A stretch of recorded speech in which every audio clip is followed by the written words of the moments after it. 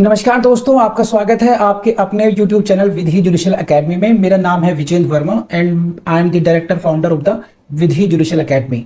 We provide coaching for the judicial services exams, and through this video we are trying to reach out to you to provide you full professional exam oriented coaching for the judicial services, and that is free of cost.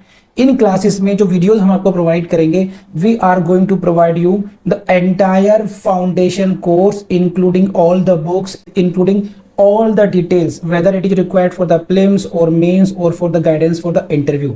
Means in videos को आपने सिर्फ इतना करना है, sequence में देखना है, playlist को अच्छी तरीके से देखना है। सब्जेक्ट वाइज मिल जाएंगे आपको, CPC, constitution, contract, BNS, BNSS, इन सब की प्लेलिस्ट आपको सीक्वेंस में मिलेगी। इन प्लेलिस्ट को देख करके आपने you have to take the coaching from the scratch. First video से लेके लास्ट वीडियो तक आपने करना है। उन्हीं वीडियोस में आपको गाइड किया गया है कि किस तरीके से आप किसी को कोई सा particular provision, section, sub section उसको प्रीलिम्स के लिए पढ़ना है क्या, मेंस के लिए पढ़ना है क्या, और उसके किस तरीके से नोट्स करने चाहिए, कैसे आपको रिवीजन करना चाहिए। इन्हीं वीडियोस में डिटेल में गाइडेंस आपको मिलेगी। तो प्लीज आपसे ये रिक्वेस्ट है, आप ये ना समझें कि यूट्यूब में फ्री में दिया गया है तो फिर ऐसे ही होगा। ये वो प्रोफेशनल कोर्स है जिसके लिए हम लोग अच्छी खासी हाई फीस लेते आए हैं स्टूडेंट से, लेकिन एक टाइम आता है इंसान को समाज के लिए भी करना चाहिए, और उसी इंटेंशन के साथ में we are providing you the entire course free through the YouTube channel Vidhi judicial academy. तो प्लीज हर वीडियो की जो थंबनेल है उसको देख करके आपको आइडिया लग जाएगा कि इसका सब्जेक्ट क्या होने वाला है। कुछ टॉपिक्स ऐसे होते हैं जिनको एक लेक्चर में कवर नहीं किया सकता, तो उसमें लेक्चर नंबर 1, 2, 3 सीक्वेंस से मिलेगा।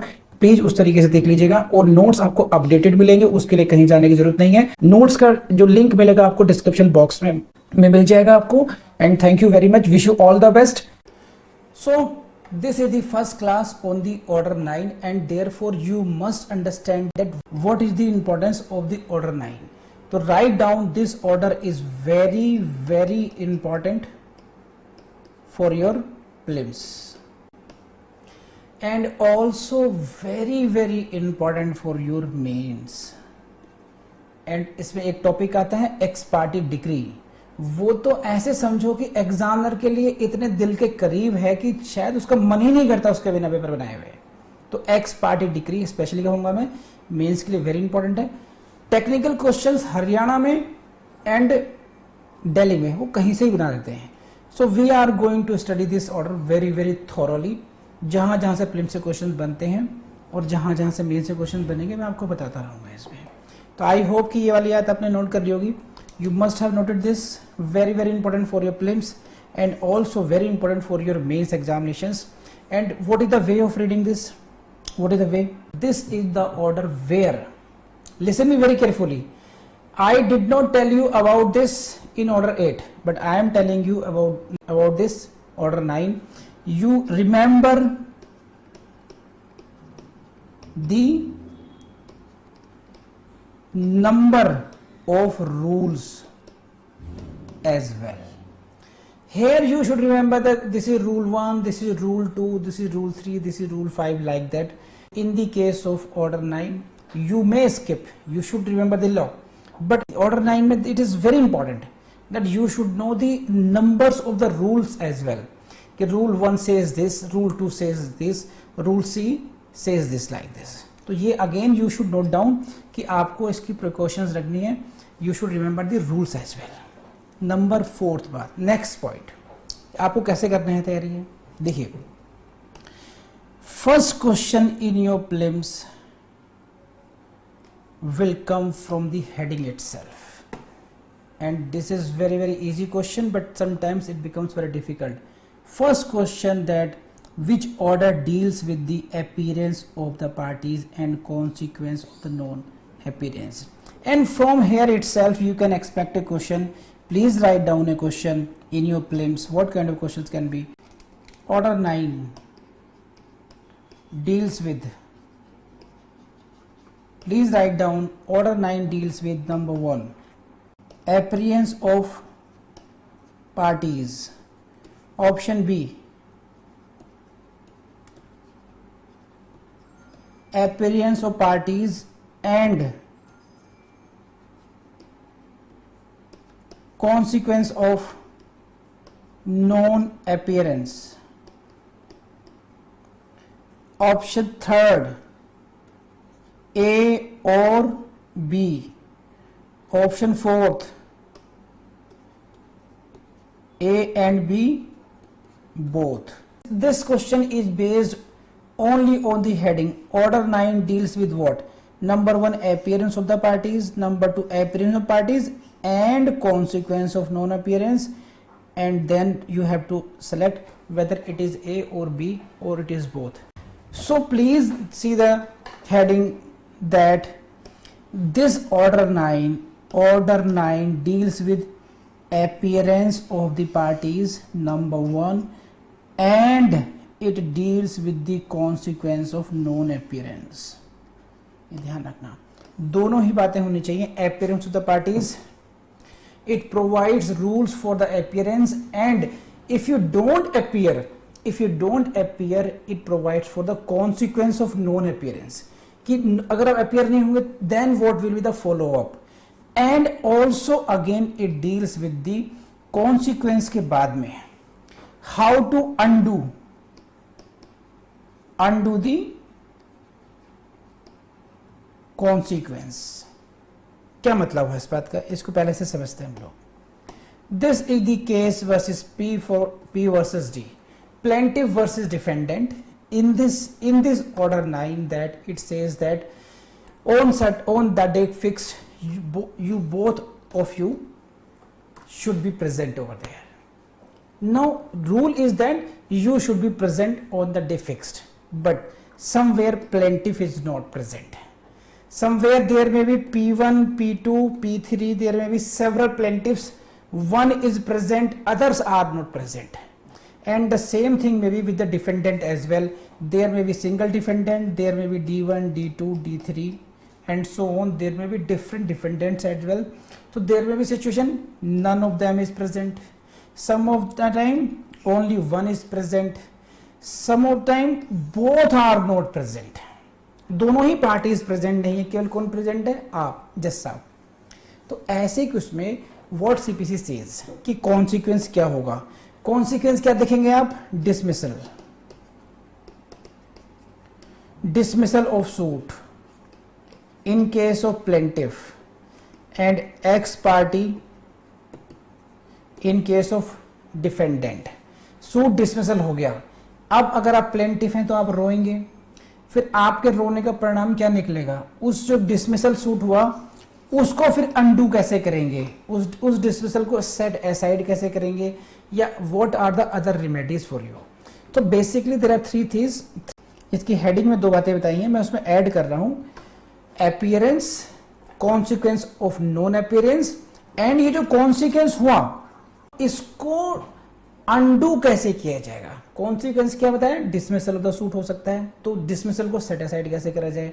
कॉन्सिक्वेंस क्या हो सकता है, देयर में भी एक्स पार्टी डिक्री, उसको सेट असाइड कैसे किया जाए, तो उसकी चर्चा भी यहीं पे की गई है.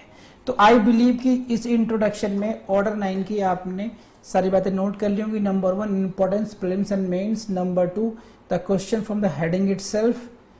Please let me know and the questions I discuss with you. चलिए आगे बात बढ़ाते हैं फिर अपनी हम लोग. पहला देखिए, first of all you should understand this that there is a general principle that no proceeding in a court of law should be conducted to the detriment of the party in his absence. ये एक general principle है, सामान्य सिद्धांत है एक law का कि ये क्या है, नो वन शुड बी, और डी अल्टरम पार्टम भी यहीं से निकला है, hear the opposite party as well, कि एक सिद्धांत है कि अगर किसी व्यक्ति के विरुद्ध आप कोई कार्रवाई कर रहे हैं, if you are conducting any kind of proceedings against someone, so you should not pass any order, you should not conduct such parties in his absence. At least give him opportunity. This is the need of justice, and only the ends of justice will met only when both parties are there. जब matter merit पे सुना जाएगा, means both parties are heard, and then the applying his mind, and then he is giving his judgment. दोनों ही party उपस्थित हों, अपने अपने case को प्रेजेंट करें, जज उस पर अपना माइंड अप्लाई करे और तब उसको डिसाइड करे, उसको हम बोलते हैं क्या बोलते हैं हम लोग, decision on merits of the case. But sometimes if the decision is just in punitive in nature, just to make you disciplined, your suit is dismissed, ex parte decree is passed, then those decrees, those orders are not what, are not on merits. And this is the demand of justice कि कोई भी निर्णय अगर लिया जा रहा है तो वो गुण दोष, मेरिट का मतलब है गुण दोष पर लिया जाए. तो यही सिद्धांत सीपीसी में अपनाया गया है कि भले ही सीपीसी में ये कहा गया हो, सीपीसी में क्या कहा गया कि you will do this on certain date, you will do this in certain manner, आप किसी बात को इतने दिनों में करेंगे, इस तरीके से करेंगे, आपसे अपेक्षा ये है, प्लेंटिफ हो या डिफेंडेंट हो.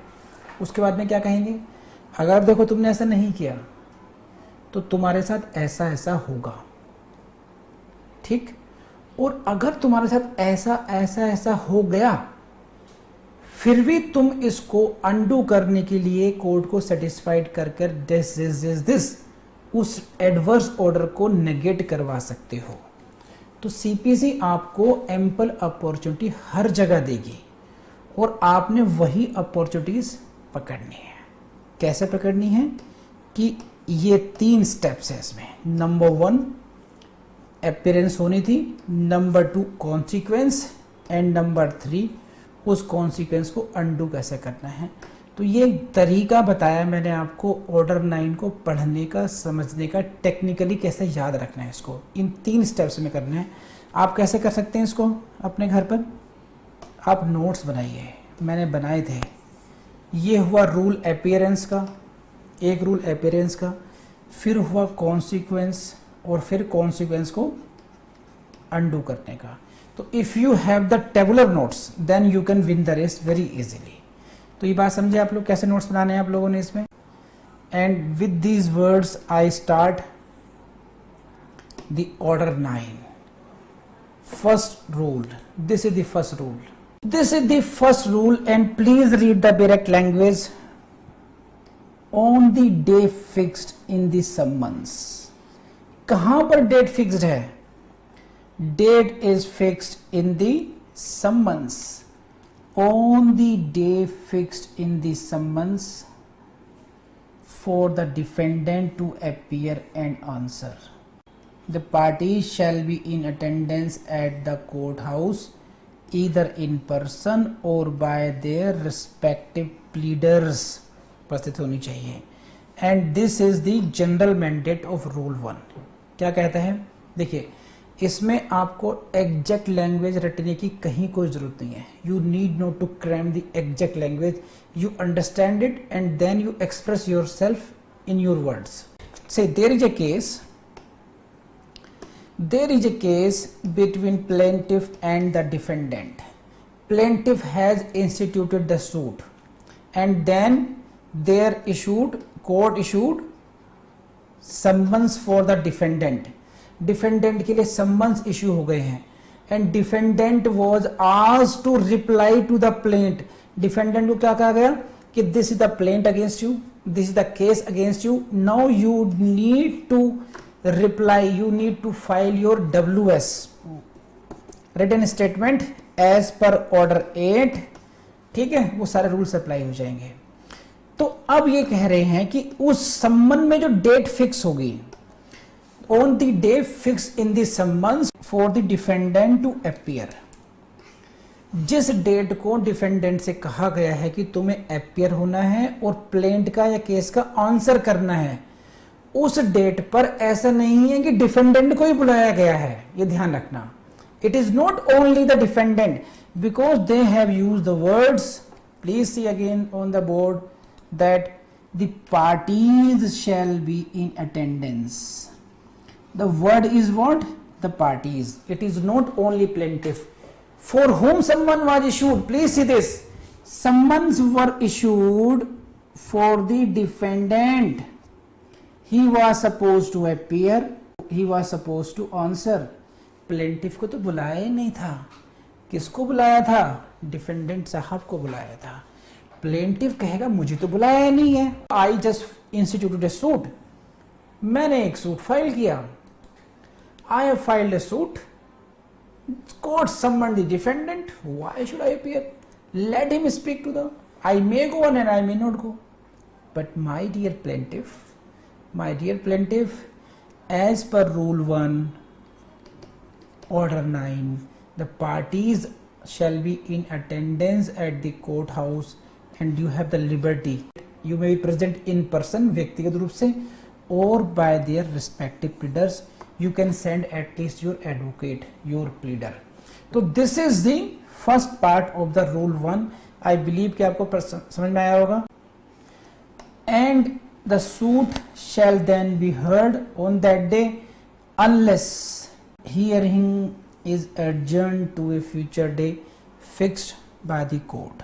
On that day the case will be heard, and if due to any circumstances it may be adjourned, then your case will be heard on a future day, and that future day shall be fixed by whom? That future day shall be fixed by the court. So आपने देखा, देखो जिस तरीके से मैं पढ़ता हूँ, पढ़ाने की कोशिश करता हूँ कि एक एक बात को ब्रेक करके पढ़ना, पेरेक्ट को कैसे समझते हैं, ये बहुत इंपॉर्टेंट है. Unless the hearing is adjourned to a future day fixed by the court. तो आप भी कोशिश करना इस तरीके से पढ़ना सीखें अभी. तो this was all over rule 1. And यहां पे देखिए अभी this is rule 2. What is the heading in this? Dismissal of suit where summons not served in consequence of the failure of the plaintiff to pay the cost, and this is the question for the prelims. Which rule deals with the dismissal of the suit? यही question prelims में आएगा heading से. Which rule deals with the dismissal of the suit? On what basis? On the basis of the failure of the plaintiff. Plaintiff का failure क्या था? Because there were certain failures and therefore someone not served. तो ध्यान रखना, भी समझाता हूं उसको मैं. रूल 2 की हेडिंग से इटसेल्फ प्रीलिम्स में क्वेश्चन एक्सपेक्टेड है. अब इस केस को समझते क्या है. This was the case, plaintiff versus defendant, court issued summons, ठीक, and fix the date. Suppose it was 15 June 21. 15/6/21 को डेट फिक्स थी. इन समन्स क्या था? डिफेंडेंट से कहा गया था you should appear and answer the plaint. Now the date came. Who appeared? Only plaintiff. Where is the defendant? Sir, he did not appear. Okay. Why did he not appear? Sir, because summons were not served. Why? Because of the failure of the plaintiff. कि क्यों नहीं आया defendant? जनाब defendant को सम्मन की service ही नहीं हुई थी. फिर वो क्यों नहीं हुई थी? जनाब प्लेंटिफ ने ये काम नहीं किए. जनाब को गुस्सा आएगा, तुमसे इतना काम नहीं हुआ. रोते पीटते आए, प्लेंट फाइल करो, मेरे साथ ये हो गया, मेरे साथ वो हो गया, मेरा टाइम भी वेस्ट किया. What did you not do this? Case is dismissed. So this is the dismissal under rule 2. ध्यान रखना, पढ़ेंगे हम लोग. मैं क्यों समझा रहा हूं? Don't forget this. This is the first dismissal. कि when your suit can be dismissed under order 9, your first dismissal will be on in under rule 2. Case is dismissed, rule suit is dismissed. And what is the language? Now you see it. Where on the day so fixed, rule 1 से connect कीजिए. Where on the day so fixed, which day? Where it was fixed? It was fixed upon summons as well, कि the defendant will appear on that day. It is found, क्या पता चलता है?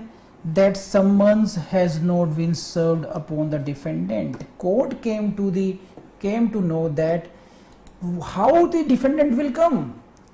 Defendant को तो सम्मन की सर्विस ही नहीं हो पाई है. तो this is the reason. Summons has not been served upon the defendant. Why it was not served? कई गलतियां हो सकती हैं. द कोर्ट स्टाफ में do some mistake. Court staff ने सम्मन सर्विस के लिए भेजा ही नहीं आगे, ये भी हो सकता है. Rule 2 is dealing with that कि why it was why it could not be served, then the court comes to know that non-service is in consequence of what? In consequence of the failure of the plaintiff to pay the court fees or postal charges, and this is one point. Why? इसको समझिए. Why the summons could not be served? Summons serve क्यों नहीं हो पाए? Because of the failure of the plaintiff. Plaintiff का failure है. Plaintiff का failure क्या है? Because he did not pay court fees. क्योंकि उसने कोर्ट फीस नहीं पेमेंट की, तो आगे सम्मन जाएंगे नहीं. या सर मैंने कोर्ट की फीस पे कर दी थी, okay, he paid the court fee but you did not pay postal charges. If you don't pay postal charges, why we will send your summons? पैसे कहाँ से आएंगे कोर्ट के पास? तो I either you did not pay the court fee or you did not pay the postal charges. ठीक है, ये एक तो रीजन ये हुआ इस कॉन्सिक्वेंस की वजह से. और कॉन्सिक्वेंस सेकंड क्या है? To present the copies of the plaint as required by rule 9 of order 7. क्यों नहीं हुआ? सम्मन्स की सर्विस क्यों नहीं हुई? Because defendant did not give you copies of the plaints. Where it is required? It is required rule 9 order 7 में. order 7 का rule 9 ये कहता है कि defendant shall supply as many copies as are defendants. जितने defendant हैं D1, D2, D3 and so on. So therefore you will have to supply a copy of the plaint. Plaint की copy को जाएगी, तभी तो पढ़ेंगे, तभी तो जवाब देंगे. But you did not do that. Therefore what happened? Because of these reasons. Please say this. What is the consequence of this? That summons has not been served upon the defendant because of these two failures. Either of these two failures, number 1 और number 2. What happened? Summons has not been served upon the defendant. Then what will happen? Then court may make an order that suit be dismissed. ठीक है? If you don't do your part, Mr. Plaintiff, this court is constrained to dismiss your suit. So it is called dismissal under Rule 209. Rule 209 के अंतर्गत suit का dismissal होना. अब मुझे बताइए, बेचारे गरीब का सूट डिसमिस तो हो गया, आपको समझ में आया या नहीं आया? Come on. Next part. Provided that no such order shall be made if notwithstanding such failure the defendant attends in person और by agent when he is allowed to appear by agent. ये क्या हुआ? देखिए, इसे कहते हैं अपना case खुद ही खराब करना. क्या हुआ था? प्लेंटिफ ने सूट फाइल किया. Plaintiff versus defendant. Plaintiff applied for the summons but he did not पे द कोर्ट फी और ही डिड नॉट पे द पोस्टल चार्जेस और he did not provide the copies of plaint. जो हमने discuss किया ये वाला मैटर. इसमें से या तो हमने कोर्ट फीस नहीं दी, या पोस्टल चार्जेस नहीं दिए, या फिर उसने कॉपीज ऑफ प्लेंट नहीं दी. इस वजह से उसका सम्मन सर्व नहीं हो पाया. इसलिए क्या हुआ? There was a reason for the court कि सूट को डिसमिस कर दिया जाए. डिफेंडेंट कौन था? डिफेंडेंट थी दिव्या मैडम, दिव्या शर्मा. इनको भी थोड़ा सा एक सुरूर सा है, पता करें कि मेरे खिलाफ क्या चल रहा है, क्योंकि झगड़े का तो पता होता है. तो मोहल्ले पड़ोस वाले लोगों ने बताया था. What she was told? That the plaintiff has filed the suit. Okay, and what is the next date? Madam, next date is 15/6/21. She did not wait for the summons of service of summons. She attends, the defendant attends in person or by agent. She appeared in the court. So if you appeared in the court, now court will not pass the order of dismissal provided that, you please read these lines like this, provided that no such order shall be made. Such order means order of dismissal of the suit. So this kind of suit will not be made if what? If the defendant attends in person or by agent. तो this is like this, आपको ऐसे पढ़ना चाहिए. सो अब इसमें अभी तक क्या है? What is required? You should appear. What was found? Some months of service was not there. Why it was not there? Failure of plaintiff, postal charge, court fees, plaint की copies. Consequence, it was the fit case for the dismissal of suit. What happened? Defendant personally appeared or appeared through agent. Then no dismissal. हाँ या ना बताइए. समझ में आ रहा है यहाँ तक? बहुत डिटेल में पढ़ाया गया है और बहुत टेक्निकली पढ़ाया गया है, बहुत इंपॉर्टेंट है आपके लिए. बस आपसे यही कहूँगा कि अगर ये वीडियो आपको पसंद आए तो अपने दोस्तों से शेयर करना नहीं भूलेंगे आप लोग. लाइक भी कीजिएगा और कमेंट भी कीजिएगा.